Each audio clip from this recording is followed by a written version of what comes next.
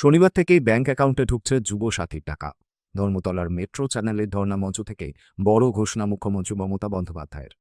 স্বাভাবিকভাবেই তাতে খুশি বেকার যুবক যুবতীরা। ২৬-এর বিধানসভা ভোটের মুখে এই ঘোষণা যথেষ্টই তাৎপর্যপূর্ণ।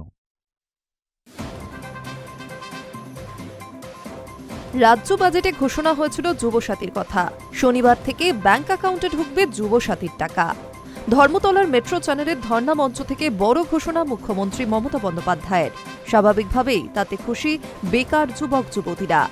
২৬-এর বিধানসভা ভোটের মুখে তার এই ঘোষণা যথেষ্টই তাৎপর্যপূর্ণ, সে বিষয়ে কোনোই সন্দেহ নেই। রাজ্য বাজেটে বেকারদের জন্য যুবসাথী প্রকল্পের কথা ঘোষণা করা হয়েছিল। তার ফলে প্রতি মাসে ১৫০০ টাকা করে আবেদনকারীদের অ্যাকাউন্টে ঢুকবে। তবে যুবসাথীতে আবেদনের ক্ষেত্রে বেশ কয়েকটি শর্তও বেঁধে দিয়েছিল রাজ্য সরকার। অবশ্যই ২১ থেকে ৪০ বছর বয়সীরা আবেদন করতে পারবেন। যারা রাজ্য সরকারের অন্য কোনো জনমুখী প্রকল্পের আওতায় তারা টাকা পাবেন না। জানানো হয় এপ্রিল থেকেই মিলবে এই প্রকল্পের সুবিধা। তবে এসআইআর এর প্রতিবাদে ধর্মতলার মেট্রো চ্যানেলে ধর্নার দ্বিতীয় দিনে মমতা জানান, এপ্রিল নয় ৭ই মার্চ শনিবার থেকেই আবেদনকারীদের অ্যাকাউন্টে ঢুকবে টাকা। প্রাথমিকভাবে আগামী ৫ বছর প্রতি মাসে এই টাকা পাবেন আবেদনকারীরা। তারপরও যদি কেউ বেকার থাকেন সেক্ষেত্রে রিভিউ করে সিদ্ধান্ত নেওয়া হবে। মধ্যপ্রাচ্যের যুদ্ধের আবহে ভারতের রান্নার গ্যাসের সিলিন্ডারের দাম বেড়েছে। গতকাল শুক্রবার মধ্যরাত থেকে গৃহস্থের রান্নার গ্যাসের সিলিন্ডার পিছু দাম ৬০ টাকা বৃদ্ধি করা হয়েছে। এবার সেই বিষয়ে প্রবল ক্ষোভ উগরে দিলেন বাংলার মুখ্যমন্ত্রী মমতা বন্দ্যোপাধ্যায়।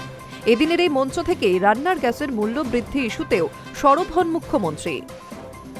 রবিবার ফের পথে নামবেন তিনি। কালো শাড়ি পরে হাতা খুন্তি হাতে মহিলাদের মিছিলে সামিল হওয়ার আর্জি জানান মমতা। বলে রাখা দরকার, মধ্যপ্রাচ্যের যুদ্ধের আবহে ১৪.২ কেজি ওজনের বাড়িতে ব্যবহৃত রান্নার গ্যাসের সিলিন্ডারের দাম কেন্দ্র ৭ টাকা বৃদ্ধি করেছে। ৮৭৯ টাকার গ্যাস এবার কিনতে হবে ৯৩৯ টাকায়। নতুন দাম শনিবার থেকেই কার্যকর।